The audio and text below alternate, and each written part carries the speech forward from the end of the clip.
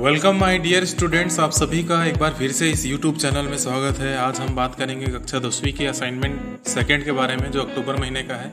आज आ चुका है। आपको इस असाइनमेंट में क्वेश्चन क्या क्या बोला गया है उसके बारे में बताऊंगा मैं। आपसे रिक्वेस्ट है, यदि आपने चैनल को अभी तक सब्सक्राइब नहीं किया है तो प्लीज़ चैनल को सब्सक्राइब करें, लाइक करें, शेयर करें। चलिए ज़्यादा टाइम वेस्ट ना करते हुए आपसे आगे क्वेश्चन शुरू करता हूँ मैं। जैसे असाइनमेंट क्वेश्चन जो board of secondary education Raipur हो गया है ना, तो यहाँ का ये सेकंड असाइनमेंट है, 20 नंबर का है। अभी भी वही मार्क्स हैं, टोटल मार्क्स है। तो इसका फर्स्ट क्वेश्चन है, इस बार आपका पोयम आया हुआ है। Read the following poem and answer the questions that follow. नीचे दिए गए पोयम को पढ़िए और उससे नीचे में जो प्रश्न दिए गए उसका उत्तर लिखिए।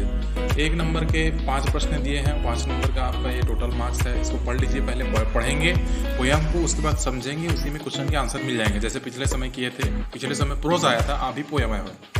आई लव माई बुक्स, मुझे मेरे पुस्तक बहुत पसंद है, मैं अपने पुस्तकों से प्यार करता हूँ। They are the homes of queens and fairies. They are, वे पुस्तक घर हैं। किनके घर हैं? रानियों और परियों का घर है। वे पुस्तक रानियों और परियों का घर है। Nights and norms. नाइट्स मतलब होता है शूरवीर, बहादुर। पुरानी पौराणिक कथाओं में जो हीरो होते थे, पुराने समय में जो ग्रंथ कथाओं में जो हीरो नायक नायिकाएं होते थे, तो नायकों को शूरवीर, बहादुर ऐसा कहा जाता था, तो उन्हें ही हम नाइट्स कहते हैं। एंड नोम्स मतलब होता है वही पुराने जमाने के जो कथा कहानियों में बौने होते थे, छोटे छोटे आकार के जो लोग रहते थे, उन्हें नोम्स कहा जाता था। तो नोम्स राजा रानियों का, परियों का, शूरवीर बहादुरों का और बौनों का वह घर है। हम कहानी पढ़ते हैं, कहानियों में इनका जिक्र होता है, तो सामान्य सी बात है, वो पुस्तक ही इनका क्या है? घर है, ऐसा हमारे कवि कहते हैं। Each time I read, I make a call on some quaint person, large or small. जब भी मैं, हमेशा, each time, हर बार जब मैं उस पुस्तक को पढ़ता हूँ, इस कहानी को जब मैं पढ़ता हूँ, I make a call, मैं अपनी पुरानी यादों को ताजा करता हूँ। Make a call, मैं पुरानी बातों को याद करके, some quaint person, large और small। तो पुरानी बातों को याद करते हुए क्या समझता हूँ मैं? कुछ विचित्र, क्वाइंट मतलब होता है विचित्र, अनोखे, कुछ ऐसे अनोखे लोग जिनकी आकृति बहुत बड़ी है, बहुत बड़े बड़े शरीर वाले हैं, या और कुछ लोगों की आकृति तो बहुत ही छोटे हैं। लार्ज और स्मॉल, या तो बहुत बड़े बड़े लोगों की विचित्र कल्पना होती है, याद करता हूँ, या तो फिर मैं ऐसी बातें में सोचता हूँ जो बहुत ही छोटे छोटे होंगे। तो इस प्रकार से मैं पुरानी बातों को, उस पुस्तक को, कहानी को पढ़ते हुए याद करता हूँ। Who welcomes, और वे बड़े और छोटे जो लोग हैं, Who welcomes me, सब मेरी स्वागत करते हैं। उस कहानी में जब मैं पढ़ता हूं तो मुझे ऐसा लगता है कि वे सब मेरी स्वागत कर रहे हैं। With a heartily hand, सुंदर अच्छे हृदय के साथ में, अच्छे मन के साथ में, खुशी के मन के साथ में अपने हाथों से मेरा स्वागत करते हैं, नमन करते हुए मेरा स्वागत करते हैं। And leads me through his Wonderland, और मुझे अपने उस आश्चर्यचकित करने वाले दुनिया में ले जाते हैं, आश्चर्यजनक स्थान पर मुझे ले जाते हैं, अपनी दुनिया में मुझे ले जाने का रास्ता दिखाते हैं। लीड करना, रास्ता दिखाना। इस प्रकार से मैं जब पढ़ता हूं तो मुझे वो ऐसी जगहों पे ले जाते हैं, उनकी दुनिया में। Each book is like a city street, हर एक पुस्तक एक शहर की सड़कों की तरह है, मतलब वो रास्ता दिखा करके वहां तक ले जाए। शहर की सड़कों की भांति है हर एक पुस्तक। Along whose winding way I meet new friends and old who laugh and sing। देखिए, मैं इसी पुस्तक के माध्यम से ही मैं उस गली में चलता हूं, और साथ में चलते चलते ऐसे रास्तों पे चलता हूं जहां पे वो रास्ते घुमावदार है। वाइंडिंग, घुमावदार, वे, रास्ता, तो साथ साथ चलना। उस रास्ते में मैं शहर के गलियों में, शहर की सड़कों में जब चलता हूं तो ऐसे सड़कें भी मिलती है जो बिल्कुल घुमावदार है, और उन घुमावदार शहरों पे, उन घुमावदार सड़कों पे, रास्तों पे मैं अपने नए और पुराने दोस्तों से मिलता हूं। I meet new friends and old who laugh and sing. मैं नए और पुराने दोस्तों से मिलता हूं जो कि हंसते हैं, मुस्कुराते हैं और साथ ही गीत गाते हैं, गाना गाते हैं।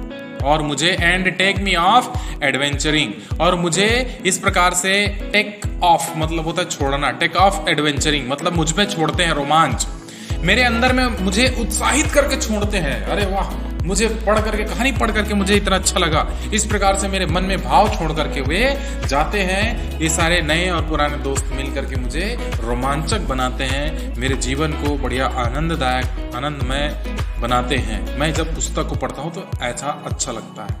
तो इस प्रकार से ये मेरा पूरा पोयम का हिंदी अनुवाद हो गया बच्चों। इसी से रिलेटेड तुम्हारा क्वेश्चन है। पहला क्वेश्चन बोला, the poet is lead through each time he reads a book. कवि को ले जाया जाता है जब भी वह पुस्तक को पढ़ता है। कहाँ ले जाते हैं लोग? होम, घर में, ड्रीमलैंड स्वप्न की दुनिया में, वंडरलैंड आश्चर्यजनक स्थान पर, ग्रीनलैंड हरे भरे द्वीप में। इसका सही आंसर अब देख लीजिए जो पढ़े हैं उसके अनुसार से। In the books the poet meets new and old friends in the. पुस्तक में हमारे कवि को नए और पुराने मित्र कहाँ पे मिलते हैं, कौन सी जगह पे मिलते हैं? सिटी स्ट्रीट शहर के गलियों में, वंडरलैंड उस आश्चर्यजनक दुनिया में, कॉलोनीज मोहल्ले में, विलेज स्ट्रीट गांव के गलियों में। ऊपर में दिया है इसका आंसर। सॉरी, थर्ड क्वेश्चन है, the new and old friends take the poet. नए और पुराने दोस्त कवि के साथ में क्या हरकतें करते हैं, क्या करते हैं, उनका क्या किया जाता है? टू द मूवी, उन्हें लेकर के मूवी फिल्म देखने के लिए चले जाते हैं। ऑफ एडवेंचरिंग या फिर रोमांचकारी काम करने के लिए बोलते हैं। ऑन एडवेंचरिंग या फिर ऑफ एडवेंचरिंग मतलब रोमांचकारी ना करना, ऑन एडवेंचरिंग रोमांचकारी कार्य करना। ऑन ए लॉन्ग जर्नी, लंबी यात्रा पर ले जाना। तो इसका सही आंसर देख लीजिए यहाँ पे क्वेश्चन में क्या दिया हुआ है। ये हो गया हमारा ABC और ये D और E। D बोल रहा है, why does the poet love his books. हमारे कवि है वो अपने पुस्तक को प्यार क्यों करते हैं, प्रेम इतना क्यों करते हैं। दूसरा बोला, how does a coined person welcome the poet. ये जो विचित्र प्राणी है, विचित्र जीव जंतु, विचित्र लोग हैं, वे कवि का कैसा स्वागत करते हैं। ये हो गया हमारा फर्स्ट क्वेश्चन बच्चों। क्वेश्चन नंबर सेकंड बोला, answer the following questions. 3 number के 2 प्रश्न है, 6 नंबर के। ये आपके नेवर नेवर नेक्स्ट क्वेश्चन से लिया गया है। पहला प्रश्न है, why was aunt Jane worried about her gift cheque. चाची जैन को अपने चेक के बारे में चिंता क्यों थी। मैंने इसके क्वेश्चन को आंसर को अच्छे से समझाया और टिक भी लगाया था, इंपॉर्टेंट क्वेश्चन है करके। और दूसरा प्रश्न बोला, why did aunt Jane refuse to lie down on the bed. चाची जैन ने बेड में बिस्तर पे लेटने से मना क्यों कर दिया, रिफ्यूज मना करना। पहला बोला अपने चेक के बारे में आंट जैन अपने चेक के बारे में जो उपहार के रूप में चेक दिया था उसके बारे में चिंतित क्यों थी। और दूसरा बोला उसने बेड में लेटने से मना क्यों कर दिया। ये 2 क्वेश्चन, दूसरा क्वेश्चन। तीसरा क्वेश्चन बोलता है, choose the correct alternative in each of following statements. नीचे में दिए गए उसमें से एक को सही है उसको चयन करके लिखे उसका उत्तर। तो पहला बोला, Winkin shop did not have a PE kit because PE kit मतलब होता है फिजिकल एजुकेशन। हम लोगों ने एक्सक्यूज एंड एक्सक्यूज लेसन पढ़े हुए हैं। विंकन शॉप ने अपना फिजिकल किट क्यों नहीं लाया था, उसके पास क्यों नहीं था। पहला, क्या उसने खो दिया था, ही लॉस्ट इट, उसने खो दिया था इसलिए नहीं लाया। It was laundry in laundry, वह धोबी के पास धुलवाई करने के लिए गया था। इट वॉज नॉट आयरन, वह इस्त्री नहीं हुआ था इसके कारण। इस प्रकार से आपको इसका आंसर कोई एक है उसको चुन करके लिखना है। Second question, I know it was very upsetting sir. मैं जानता हूं कि यह बहुत दुखी बात है सर। ऐसा करके उस बच्चे ने कहा था, विंकन शॉप ने कहा था। Choose the other word with which you can replace the underline word. Underline word में अपसेटिंग है, तो अपसेटिंग के स्थान पे आप और क्या क्या उपयोग कर सकते हैं। डिस्ट्रैक्टिंग मतलब होता है विचलित करना, मन को विचलित करना। डिसअपॉइंटिंग मतलब होता है निराशाजनक, दुखी होना। इनकवरेजिंग मतलब होता है उत्साहजनक। तो इसमें से कोई एक है, इसके स्थान अपसेटिंग के स्थान पे आ सकता है, उसी के भांति है, साइनोनिम्स है, तो उसको आपको लिखना है। क्वेश्चन नंबर 4 कहता है, put the correct verbs in the table. नीचे में दिए गए सही वर्ब क्रिया को आपको भरना है। ऑप्शन दिया है उसमें से सही वाले क्रिया को भरना है। One of my friends blank the owner of this factory is on. देखिए इसने क्या कहा, मेरे सभी मित्रों में से एक मित्र वन ऑफ माई फ्रेंड्स, सभी दोस्तों में से एक मित्र, the owner of his factory, of this factory. तो सभी मित्रों में से एक मित्र इस कारखाने का मालिक है। तो इसमें आपको इज या आर लगाना है, उसको देख लीजिए।